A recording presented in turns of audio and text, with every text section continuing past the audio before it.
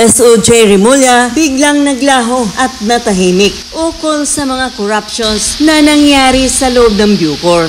At wala man lang siyang kaimik-imik sa daming aligasyon o iba't ibang issues na nangyari kamakailan at lumalabas sa ongoing investigation na nangyari sa loob ng Bucor. Ano sa palagay nyo? Bakit biglang naglaho itong si mahilig sa fake news? Walang iba kundi si Remulla. Tila yata mistulang walang naririnig sa malaking kaguluhang nangyari ngayon sa loob ng Bucor sa pamumuno ni Katapang na siyang tunay na nag-appoint kay Katapang. Si Katapang na mahilig magtanim ng mga pekeng pruweba upang ilubog si DG Bantag at tuluyan ng mapatalsik sa Bucor bilang Director General na hanggang sa ngayon ay hindi pa napapatunayan. Ito ay puro haka-haka lamang at trial by publicity ang ginawa ni SOJ Remulla laban kay DG Bantag upang ito ay tuluyan ng mapahalis sa kanyang pwesto para sa kanilang mga interes. Si DG Bantag na dating pinatanggal ang mga kubol na pinamumugaran ng mga drug lord. Pero itong si Katapang ay ibinalik. At isa na si Ambatuan ang nagkaroon ng sariling kubol. You said a while ago that you approved the construction of kubols with certain restrictions. Tama po ba? Yes, Mr. Chair, Your Honor. May I know if Mr. PDL Ambatuan has a kubol there? Yes, Your Honor, I know. Coming from his mouth mismo na ang dating nalinis na Bucor ay nagmistulang bula na nawala at bumalik ang mga droga na kinasasangkutan ng mga drug lords sa loob ng Bucor. At muli itong naging drug den.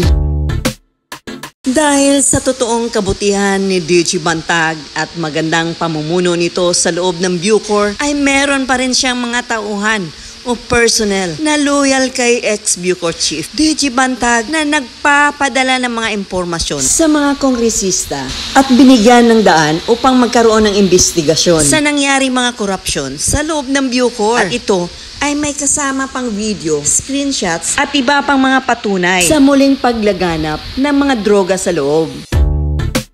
Pero syempre, ayon kay Katapang, hindi niya inamin ang mga ito. Gusto pang lumusot sa mga gusot na kinasasangkutan nito. Dahil sa mga maling supervision under Katapang ay naging maluwag sa mga PDLs, drug lord pagdating sa komunikasyon. Dahil everywhere sa loob ng Bucor ay may easy access sa Wi-Fi at madaling makapagpasok ng kontrabando. General Katapang, I think I heard you na pinapayagan mo na magkaroon ng cellphone ng mga cellmates. Would that be true? No, Mr. Chair, Your Honor. Yung Wi-Fi?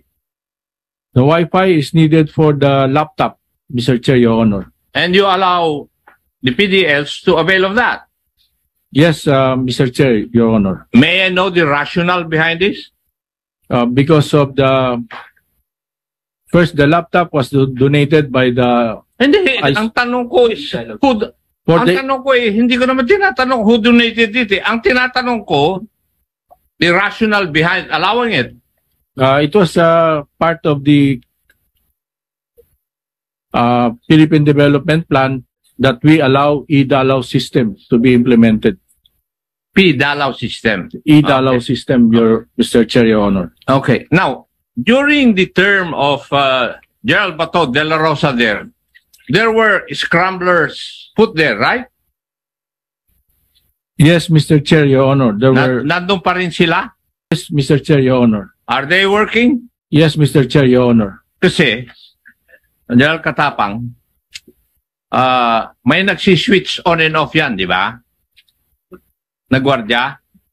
Yes, Mr. Chair, Your Honor. Oh, yung COMSEC ng Justice, alam niya ito dahil yung trial yung hearing ni General De Lima, lumabas lahat ito na ginawang hanap buhay din yun.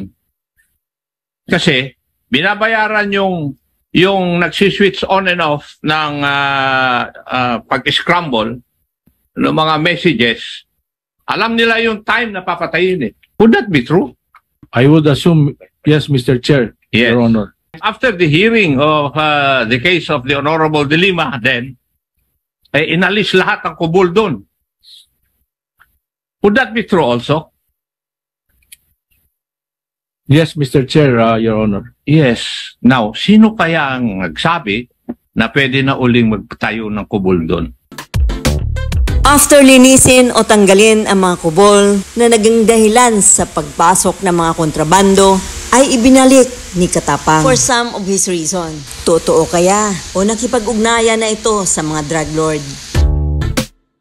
Mr. Chair, I allowed the putting up of the makeshift quarters in as much that we cannot anymore put inside the PDLs, because at any one time there are about 3,000 to 4,000 who are just sleeping at the basketball court in open space, Mr. Chair. Now it's rainy season. I have to allow them to put up the... Sino po kaya yung nag-a-avail dun sa kubol na yon? My specific guidance, Mr. Chair, is everybody should be accommodated, even those kubol that were not destroyed. Make sure that if that kubol can accommodate about 20 persons, you allow them. That's my specific instruction to the management of the New Bilibid prison. As much as we want to be fair, fairness for everyone, as stated by... Paano po masusunod yun? Kaya sigaw ng sambayanan, step down ka na, Katapang, dahil hindi mo kayang pamunuan ang ahensya. Kung nirevisan nyo talaga yung records ni Madam Bautista, ano po yung mga schooling na in-undergo niya? Kasi, unfortunately, Mr. Chair, they are still looking for the documents. I beg your indulgence, Mr. Chair, Your Honor. I don't. And therefore, what conclusion can you take from your statement? That's part of the... And then, what conclusion could we take from your statement? Na hindi nyo na-vet properly? I think he was vetted properly. Ano nga yung schooling? Sino ang head ng board na nag-kwan sa kanya? National Selection Board. Sino ang head nun?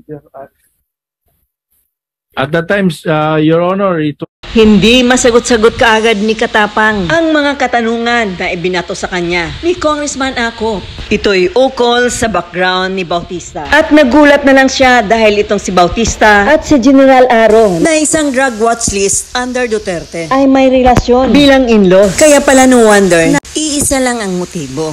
At kamakailan lang ay napatalsik na silang dalawa sa posisyon. At that times, Your Honor, General Aro, he was the head of the Are you aware that General Aro and Madam Bautista are related?